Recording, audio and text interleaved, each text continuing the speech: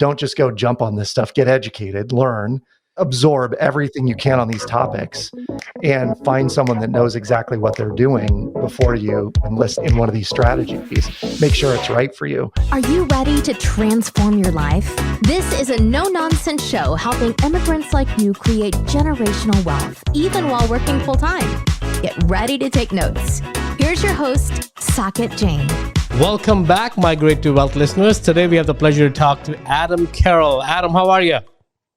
I'm doing well, Jack. How are you? I'm good. Well, thank you again for taking the time and speaking with us, man. I know you're dialing from Iowa. Is that correct? I am in the Awesome, heartland, man. where today I think it's 20 degrees below zero, I think is the wind chill today. Oh, that's perfect weather, man. I think I'm wearing your the clothing for suitable for your weather, man. You are. I am definitely in Raleigh, North Carolina right now, and it's crazy. It's up and down, up and down. Oh my God, better be on the safer side. Well, and your warm is a little bit different than our warm, or your cold is different than our cold. I don't know how you want to say it. We don't have cold, man. We don't have minus 20. I mean, you and I were talking before we went on the air that we spent about a year and a half in Wisconsin. Dude, I can't handle minus 20s for too long. I mean, it was enough. One winter was enough for us to leave. It was perfect. There are days where we wake up and, we'll often say, why do we live here? What is it about this place that keeps us here right now? So the only answer that I've come up with. What's the answer? Well, I have 3 kids, 2 of whom will be going to college soon in the state. And I've got one more who's entering high school. And I think that once he's gone, we'll winter somewhere else. We'll be snowbirds for sure. All right, man. That's good. Adam, well, thank you again for joining us, man. So let's kick this off. The way we always start the show is, the name of the show is Migrate to Wealth. My listeners probably already tired of hearing that, but to remind you, the most important word there is not wealth. Although a lot of folks may get attracted to that word, it's really migrate, right? We're talking about intentional migration, and you and I were exchanging crazy thoughts just before we got on, and part of that's going to sprinkle through in our conversation. It's really about the migration, right? What kind of intentional changes can we bring upon in people's life? Totally. If we can touch even one person, one of our audiences, amongst however many are listening, it's worth doing this, right? So with that said, help us understand your story of what you're doing right now. Then let's take the next step from there, as in what got you? What was your migration story into that path? Yeah. Well, first and foremost, I appreciate you letting me tell this story, because I will often start with what I do, and it goes into the educational component of all of that. But I don't ever really get to share why I do what I do. So I kind of want to start that way, if you don't mind. So on our show, that's the most important piece. Absolutely. I went through something called a life plan with someone who helped me facilitate that about 2 or 3 years ago, a good friend of mine named Jeremy. And in the life plan, Jeremy said, there are moments that you go through in your life that are called life gate moments. And a life gate moment is where someone opens the gate and you walk through, and your life will never be the same again. And I said, I love that so much. He started asking about, why do you do what you do, and what's the purpose behind your mission, and why you show up here in life. And I said, on my deathbed or at my funeral, what I really want people to say is, I had one conversation with Adam, or Adam shared this with me or showed me this thing, and it completely changed my life.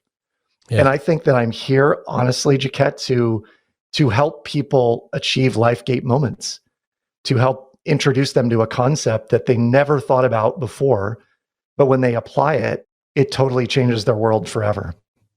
It's so amazing, Adam, right? Because the way you're looking at is very different. You're looking from a giver mindset, right? Kind of like, I want to just add value. And of course, we're not running a charity, so there's definitely a financial reward to you as well. But I think bigger portion of that is not really financial reward. It's a fulfillment you get. And same with me, and same with a lot of our guests. They're all service first mentality, right? You want to serve people. If you make mistakes and learn something, and if you can help people avoid that mistake, more the better, right? So I appreciate you sharing that, and your music is in your face when you're speaking that. So I know you're speaking the truth. So that's important. That's important. Well, thank you again for doing what you do. I think it's very well needed. So now help us understand, what is that you do? Well, for the last 15 years or so, I have been a financial educator. I've done everything from programs on college campuses. 750 different schools have had me in as a guest lecturer on wealth building and how to win the game of money if you're a young person, young professional.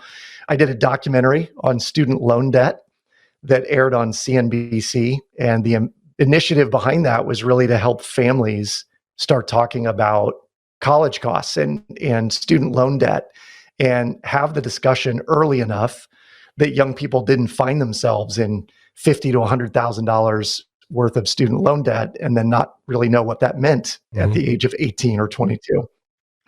Lastly, this is most recently, I have a piece of software that we launched 2 years ago. It's called the Shred Method. And we help people blast away record amounts of debt in short amounts of time. And candidly, some of it's all about just being completely debt free. And then on the other side, there are some folks that say, I'm okay with debt, but I want to control and manage the money that I have in a way that allows me to invest in wealth building opportunities. And so we take people down two different avenues. One is if you just want to be debt free, we'll help you do that.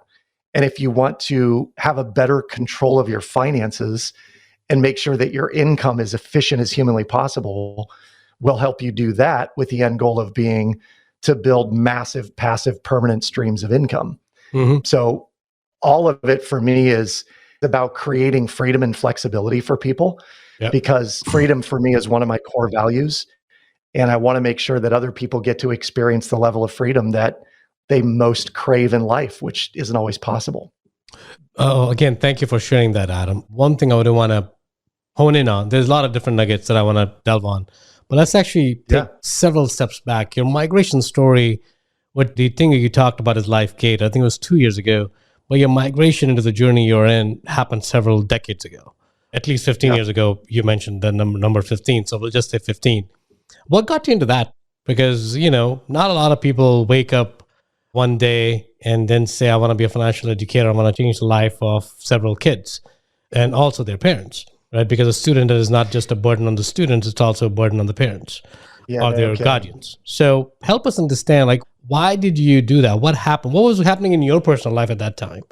Were you suffering from a student debt? Did you see a loved one suffering?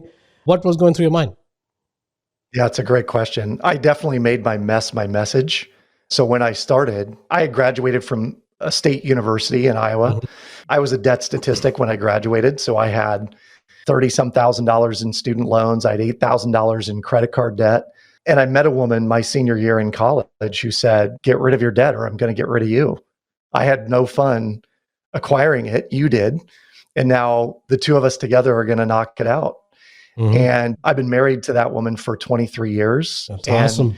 The first 2 years of our marriage, we lived on one income and we blasted away all of our debt. So candidly, we lived on her income because she was making a little bit more than me. And my income used to blast away debt month after month after month. And honestly, I think what got me there was we were 24 months in of doing this process. We had no student loans, no car loans, no credit card debt, no consumer debt. We just had a mortgage. But as a result of the action we'd taken, we had somewhere between $3,000 and $3,500 a month in discretionary income at the age of 25 or 26. Right. And when you've got $40,000, $42,000 a year extra, you feel like a multimillionaire in your 20s. Yeah. And I kept thinking, why isn't everyone doing this? And it occurred to me that the reason not everyone did it was not everyone knew what I knew or had experienced what I'd experienced, but I could go share my message with other people and try and infuse in them the excitement I had or impact them in some way to make the kind of actions that we took. And, lo and behold, it wasn't everyone, certainly, but out of every event that I would go do, dozens of people would hang around afterwards and they'd say, I am so inspired, or I'm going to change what I'm doing around money, or my significant other and I have this discussion all the time. And it was just so validating and rewarding. I kept doing it. And I think I got better and better at it. And, it became part of my mission. So my migration really was the fact that I had gone from, failure to success, so to speak. And then I started helping other people and their stories were feeding me along the way. Yeah. So again, let's take us back at that moment, right? Where you're having this conversation Yeah. about, give us perspective on your debt. And you don't have to get the details of the specific numbers, but we want to talk about the large categories. How would you classify the debt you had at that time? And at 15 years old, so if you mess up a few categories, that's okay. I don't expect you to remember every single thing, right? But, when I look at debt, it's really a consumer debt, which is really a fun debt, right? You're taking on debt to have fun in life. And fun could mean different things. It could mean partying like crazy. It could mean traveling like crazy. It could mean buying stuff from future, borrowing from future, what you can't afford ever, right? And student debt is part of that, right? So that's all in one. The second is non-consumer debt, which is potentially is a smarter debt, which is mortgage or your real estate or your investment related, which is actually going to produce a yield if done correctly. So help us understand how did you categorize for the simplicity of this episode, we'll take good debt versus bad debt. And for our definition, good debt is everything that has potential to reward you in the future. Does not mean it comes without risk. Always have risks, right? But the bad debt is really things that you could have avoided to do. If you just thought at that moment it was more fun to do. And how is it going to hurt you to borrow another $10,000 or $1,000 or $500? You can always pay it in the future because, hey, you're going to graduate and you're going to make a ton of money, right? So what category did you have, good versus bad? Well, I would say if we're putting student loan debt in good debt, it was there. There was 30,000. Actually, I'm not putting anything in any categorization. I would love to hear your definition because I have my own perspective. And I guess my audience is very clear about where I position student is not in a good debt, student loan debt. But I would love to hear your definition. Well, and I should probably have a qualifier in this. I would say at least $7,500 of the student debt that I had taken out was for business purposes. So I was, I was an entrepreneur. So you turned a bad debt into good debt in college. Yeah, that's right. Yeah. That's right. But it was a learning lesson. I was filing tax returns and I was doing all the things between 19 and 23 that most people don't get to until they're, late 20s or early 30s. We had mortgage debt.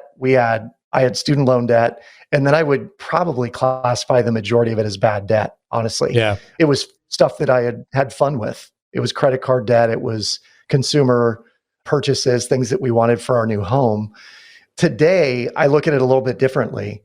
I mean, honestly, Jacat, one of the things that I think of is the only debt I really want to have is debt that is making me money on the back end of it. Correct. So if I'm leveraged with cash flow, I don't care how much it is, so long as it's cash flowing.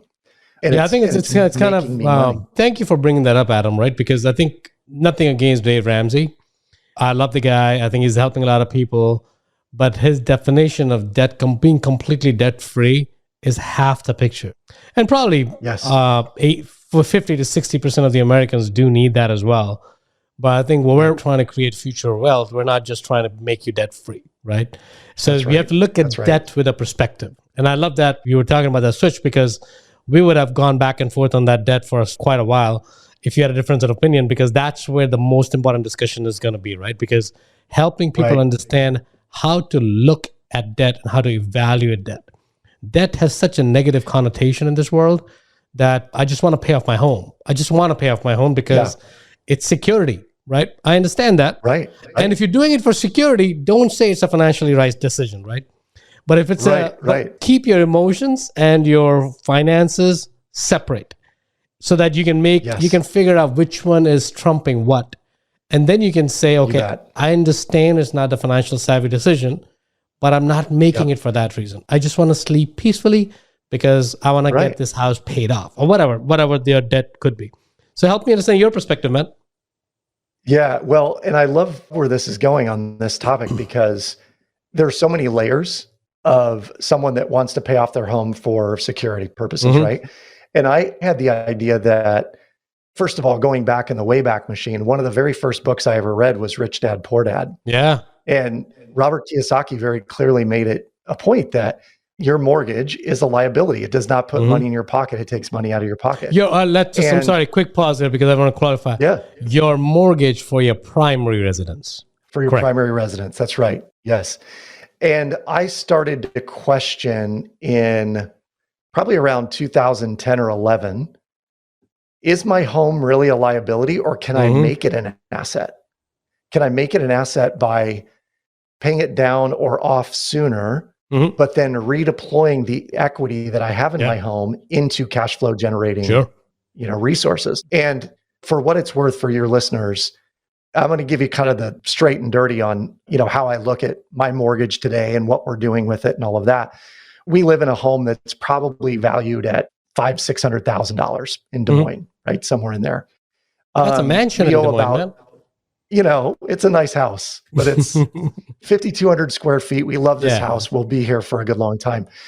We owe about $90,000 on it right now. Right. And the way that we did that was when we bought it, it was $300,000. We put 20% down on it.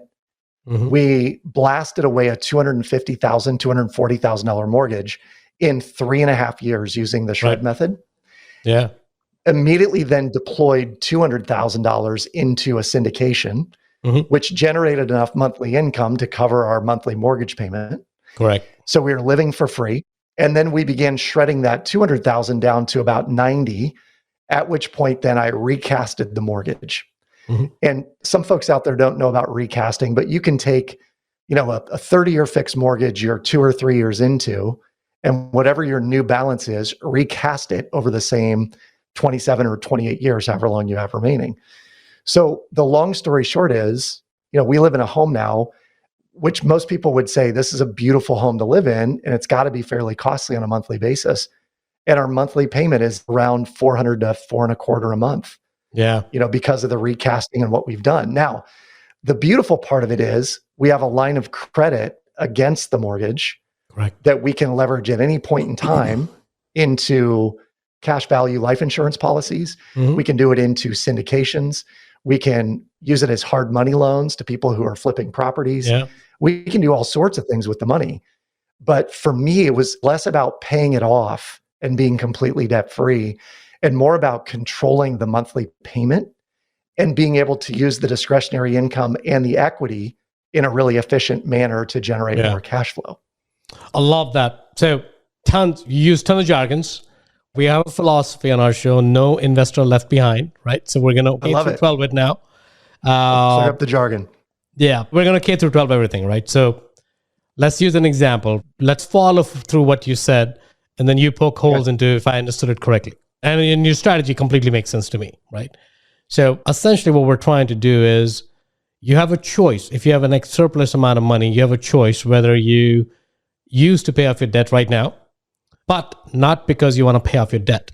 It's because you want to free up that cash so that you can deploy it somewhere else. Now, the question always is, how do you use that cash? Because the common thesis is that my mortgage, even if I start paying off early, my payments are not going to reduce, right? That's one. The second is, even if the mortgage that I'm paying, how will I take the money out? Because I don't have a loan on it anymore. So that's where the two strategies you talked about is recasting and the line of credit comes in. And for the folks who do not understand line of credit, it's essentially your credit card against your home. Please do not use it as a credit card, but it's a concept. So I want to make sure the concept is a credit card concept, right? So you have a limit of 50K, 100K, 200K, whatever. Whatever you use is what you pay on. And then once you pay that off, you go back to your original limit of 200K, 50K, 100K, whatever the limit was, right? That's what he was talking about. Recasting is really changing your payment. The traditional concept is if I have a 100K mortgage for 30 years and my payment is, I'm making it up $500 a month. I don't think it is, but let's just say use it for now. Even if I start paying off early, what's going to happen is my mortgage amount is still going to be $500, but I'll pay off in 20 years versus 30 years. But recasting is actually a way where you can actually change your monthly payments now and still end at the same time of 30 years, whatever the original date is. Right? That's recasting. So what you're using in your shredding technology or terminology or your framework is really using these two different tools to supercharge your things. You're not saying pay off the mortgage and never, ever, ever deploy that money again because it's secure. Right. Did I capture it correctly, Adam?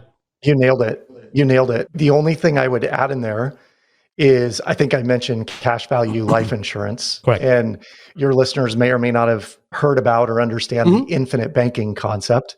Yeah. But it's essentially where you're building a bank of money within a whole life insurance policy, but you overfund it. So you're putting in more than, more money is in the policy than you need to buy the insurance premium, if you will.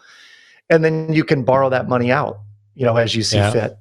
And so it's one step. So the shred method is the first step. We include infinite banking as a second step. Yeah. And then the third step is what you do very well, which is syndications, putting that money to work. I'll just rephrase that. And of course, I know you have your method. I'm just simplifying it for my audience. So what we're basically saying is if you have surplus, you have choices to make when you have surplus. Of course, none of this will work if you don't have surplus income or surplus cash to put towards either paying down the debt or the opportunity, right? So let's assume you have some surplus, and hopefully every one of my listeners has it. And if you don't, we got to have a different conversation of why not. In this day and age, there's definitely a way to always have surplus, right? So let's leave that conversation aside. So what we're basically saying is you got surplus. Now, what most people end up doing is they would use surplus to pay off their consumption, which is, I got $200,000 in home equity line of credit. Let me take a $20,000 vacation, which is fine. There's nothing wrong in that. Yeah. We're not saying having fun in life is wrong. I mean, you heard Adam's living in a mansion, so that's perfect, right? It's not like he's crimping on his style. So there's nothing wrong in that. Both Adam and I are never saying that that's not the right thing to do, but you need to understand what you're doing, because every decision we make has a consequence, and you either enjoy the consequence or you suffer the consequence. Really, two options, right? So every decision you make, you got to understand.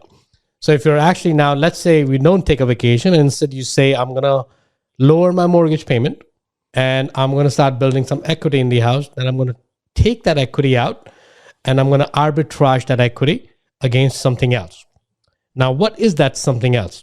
So usually what most people end up doing is they would go find an opportunity, a stock market, which I hate. You guys all know that. It's a stock market, or it could be real estate, or it could be gold, it could be silver, it could be whatever, right? It could be any different opportunities, right? You could go put the money in there. Now, there's one more step that Adam is talking about. Let's actually explore that. He's talking about, he threw out two different words. One was cash value life insurance. The other was infinite banking. Let's simplify that. What a lot of wealthy folks do is they realize for them to be wealthy, who is the wealthiest institution in the world? Banks, right? Banks are the wealthiest institutions. So if you can actually hack into it and become your own bank, potentially one could argue you're going to be wealthy, right? And that is actually possible because what we're now doing is we're actually using life insurance as a vehicle, and don't take an action on life insurance without talking to somebody. We're not saying go by term. That's not what we're saying. We're not saying go by whole life either. We're talking about specific type, which is cash value life insurance. And there are different complexities in that too. So I want to make sure I put that disclaimer because I don't want people to go jump buy insurance. So what we're now saying is you use this life insurance vehicle, a specific type, as making it your bank, right? And what is bank's biggest power? Bank's biggest power is to loan money without checking with anybody, right? If I'm a bank, I can decide whether I want to invest in Adam's deal. I don't have to go check with 20 other people or 20 other institutions to get their approval. And that's really where the cash value life insurance comes in. You become your own bank. If you think the opportunity is worth investing in, you go do it. You don't have to take any other approval. Now, you have to own up to it, and you have to take the responsibility for it, but you have the money available. So now you have access to money that you probably would have to ask for permission before. So that $20,000 that you took the vacation 3 years ago, if you actually planned it well, you can and invested in a correct vehicle, and cash value life insurance is one of them. Now you can actually take that $20K as a loan, pay it back while the policy is still growing in value, right? It's actually an asset. It's an asset. It's not a liability, right? And there's a whole different episode we need to do on cash life insurance policy. But since you brought that up, that's the concept what Adam is talking about. And it's an important concept. It's not for everyone. You got to make sure there are catches there that you have to make sure that because it could end up being a disaster if you don't do it right. Right? That's why I'm being very, very cautious in telling folks that go jump on cash value life insurance. You have to use the right agent. They have to make sure you're maximizing your cash benefit versus your death benefit. There are nuances that we have to talk about.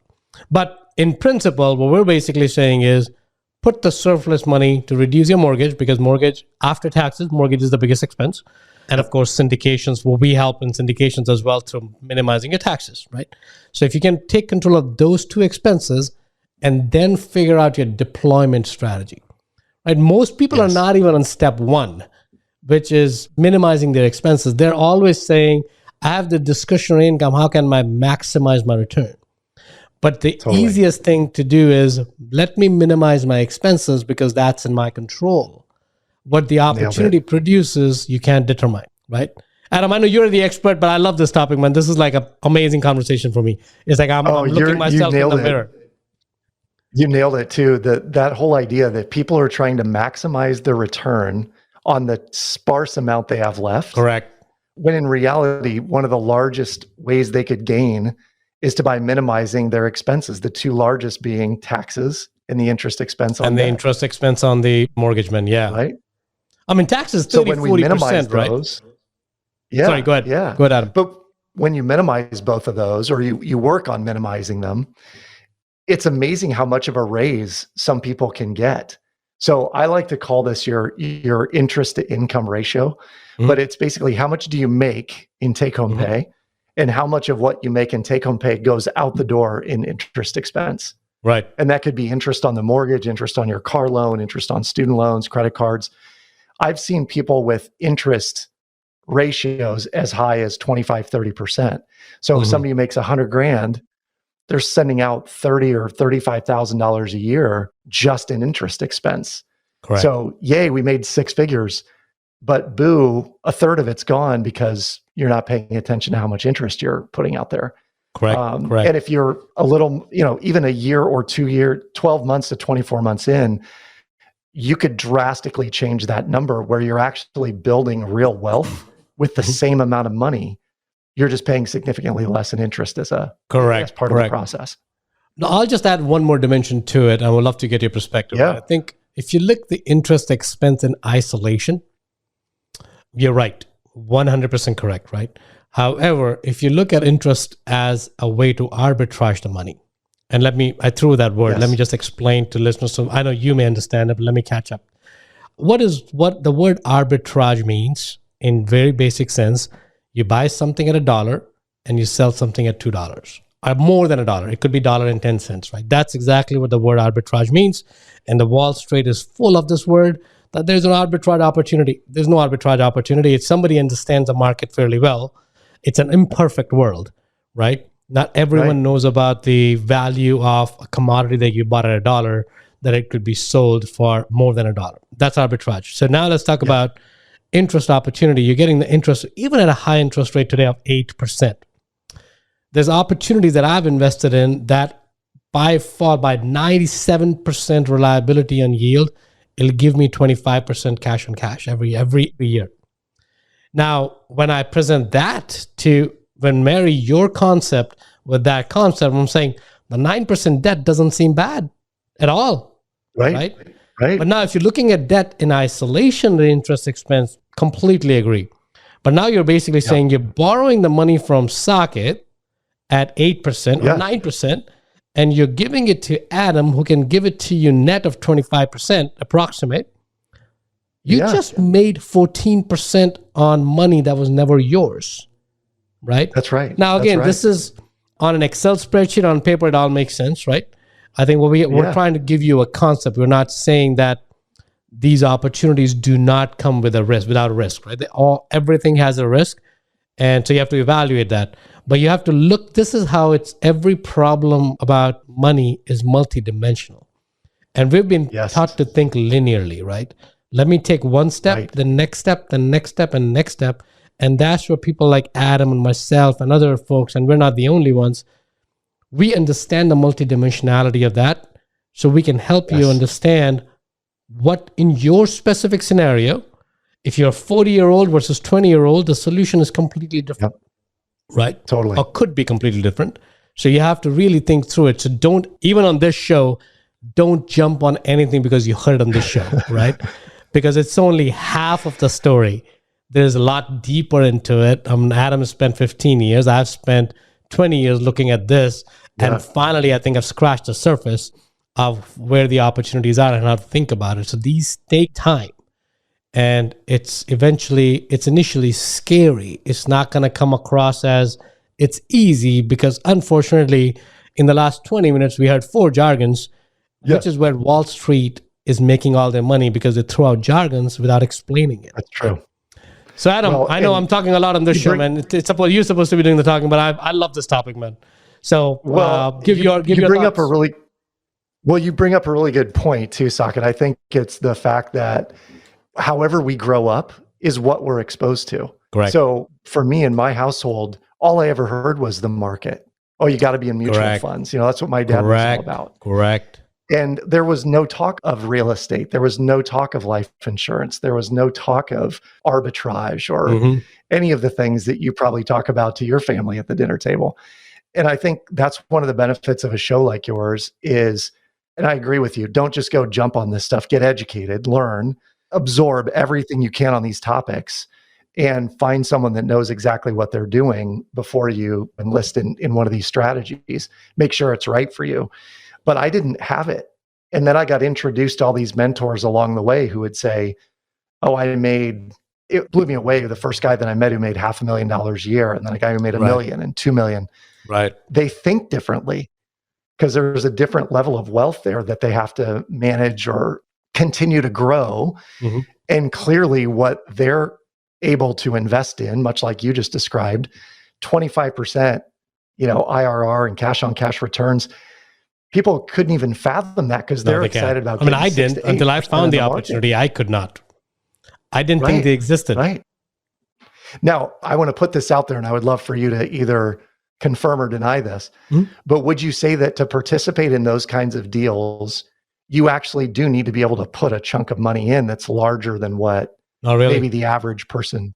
No? I think it's all relative, right? What is a lot of money versus less money, right? If somebody is making $50K, even $20 could be a lot, right? I'm not saying this to demean anybody. I think it's just, you do need to find ways to figure out an investable cash, right? And that's what we're talking about, the creative strategy. A lot of our upbringing, and I'm an immigrant, so I'm a perfect example, right? So I came into this country without a lot of inheritance that I brought with me or my family support. So I had to crack the nut by myself. I did not have cash to begin with, and I had to be creative. Where do I find it, right? So money is really virtual. Money is a concept. Money is not real, right? I learned it very early. Money is really a concept. I thought money was real growing up. Money is actually not real. What's real is the benefits you get from the money, right? The experiences you get from the money. So if money is not real, you may be able to create money. Now, we're not talking about printing money, as Rich Dad Poor Dad, Robert Kiyosaki ended up doing when his dad told him to do that. Yeah, we're not talking about that. Or whatever he was doing. Correct. But we're talking about everyone has a leverageable asset. It could be your skills. Yes. It could be your house. It could be your car. It could be anything, right? People have things that they can borrow against. You may not be able to borrow $1 million, but we're not talking about $1 million, right? We're talking about investment opportunities that you need some amount of money. For example, we'll talk about this deal that we're talking about, right? You need a minimum of $52,000. Okay, let's say somebody comes back to me and says, I don't have $52,000. All right, do you know 10 people who have $5,000? You got $52,000, right? Yeah. That's how we got to start. I think we ask the question differently, right? What most people ask the question is, I can't afford it. It's not for me. Let me go get some more money and then I will come back to it. But if you actually pause at that moment and say, how can I afford it? Right?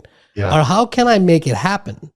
Your mind just works differently. You and I were talking about meditation just before we got on the air. And that's another completely 3 hours conversation right there. But really, I think what we're basically saying is take a pause, right? Take those moments of pauses where you're challenging your own beliefs. You're going within yourself and figuring out, why do I think a certain way? And if you change those core beliefs. So if your core belief is, I don't have enough, every problem and every opportunity, you're going to figure out, I don't have the money to invest. And I bet you, even you may have $100,000 sitting in your bank, you're going to say, I don't have $50,000 to invest because you're thinking from a mentality that I don't understand the opportunity. It's not because you don't have the $52,000, right? It's because you may not understand Totally. the opportunity, risk is too high, and all that good stuff.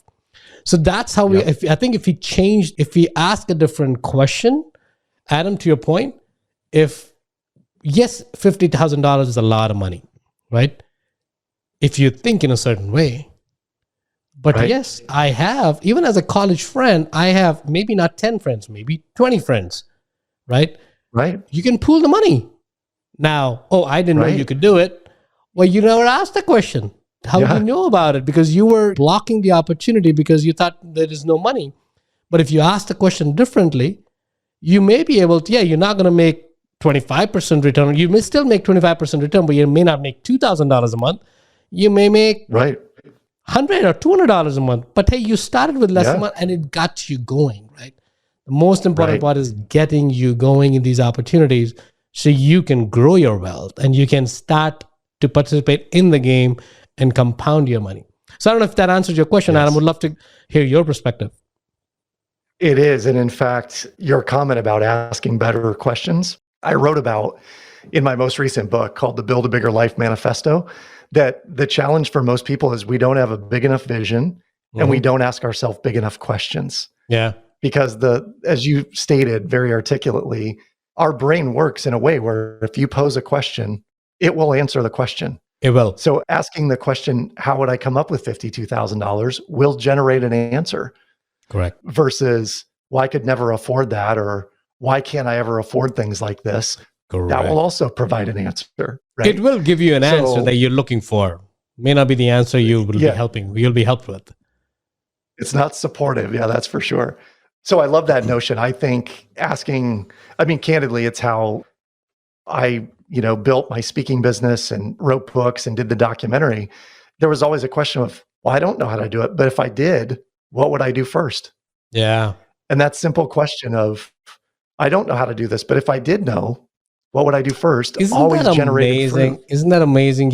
Our brain is powerful, not just your brain or my brain. Our brains are powerful machines, right? Yes. I think we're asking the questions from a limited mindset.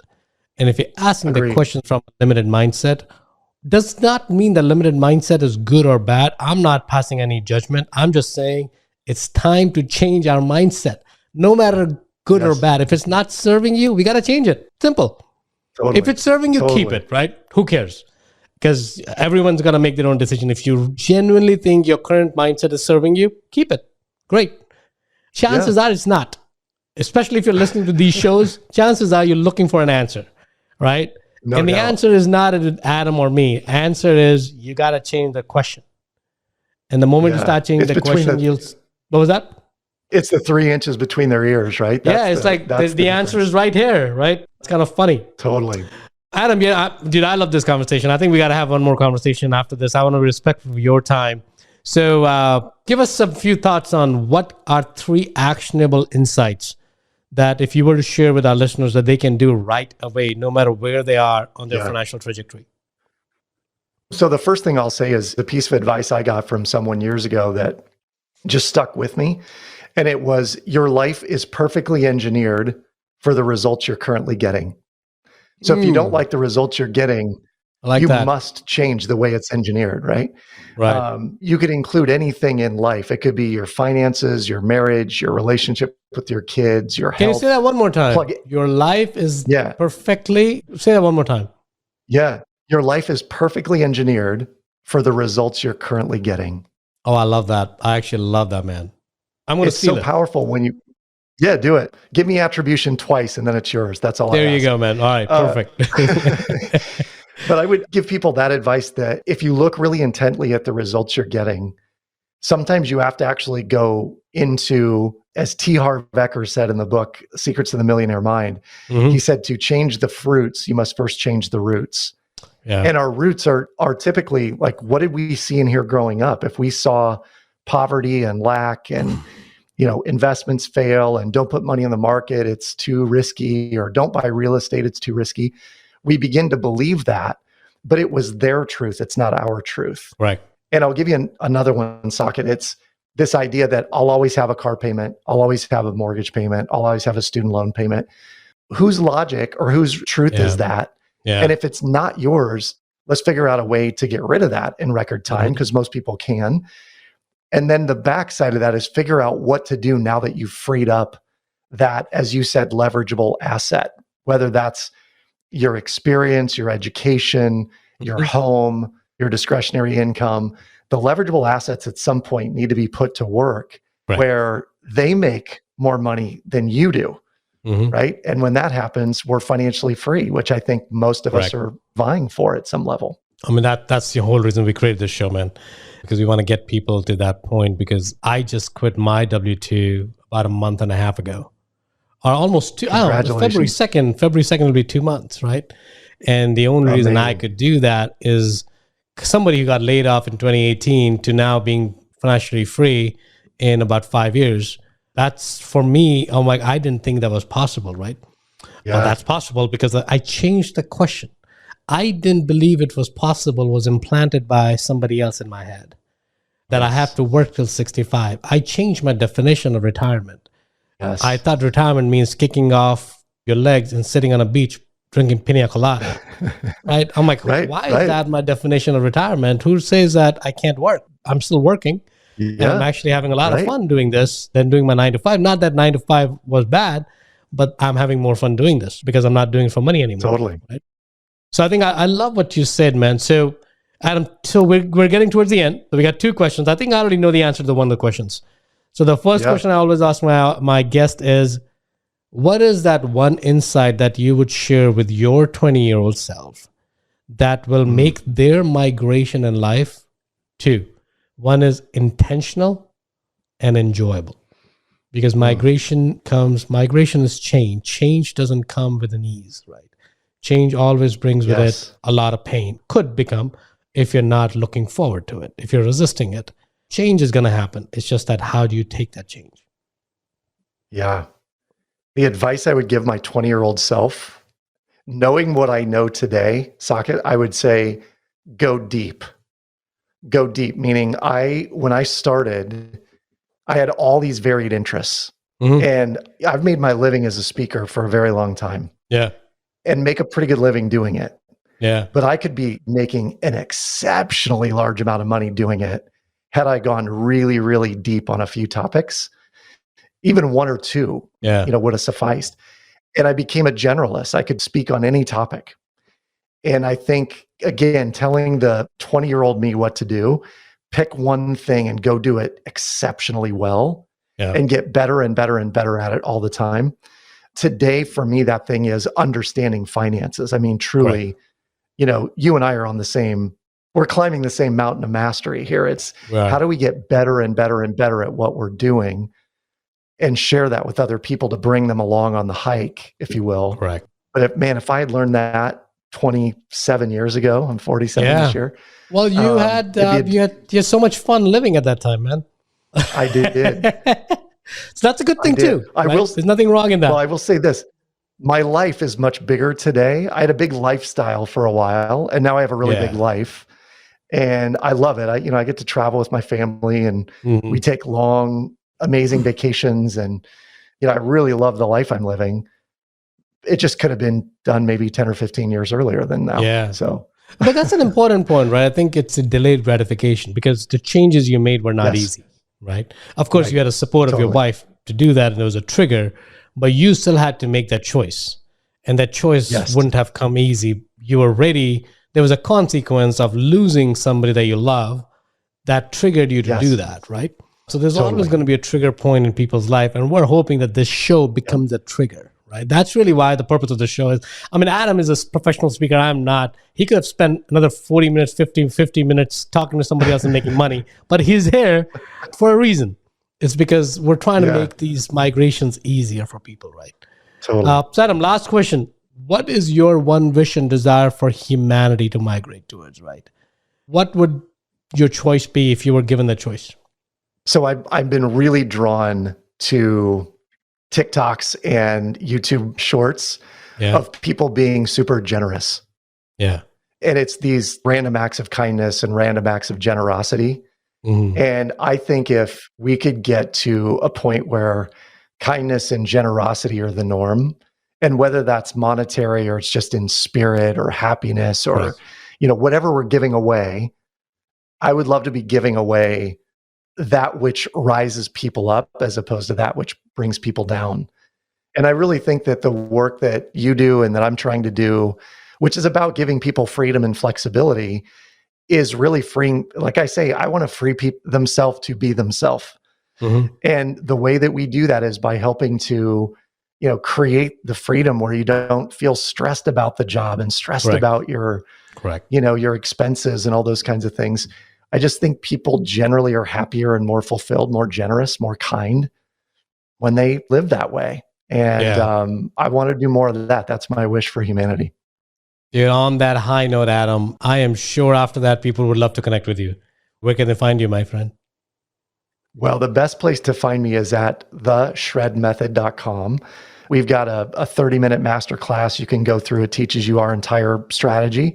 Or you can connect with me on LinkedIn or connect with me through Instagram. It's adam.carroll, 2 R's, 2 L's. And, if you direct message me there, I'm happy to answer any questions that your audience may have.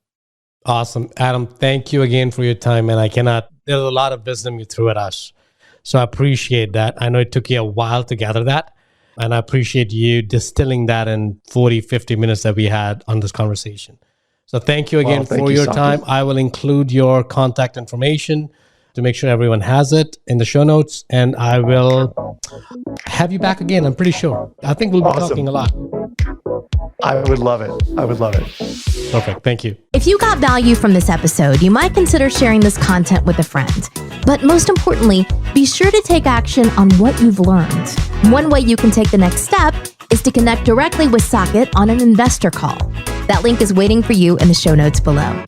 The content of this podcast is for informational purposes only. Please consult your own advisors when making any investment decisions. Keep listening. We'll see you on the next episode.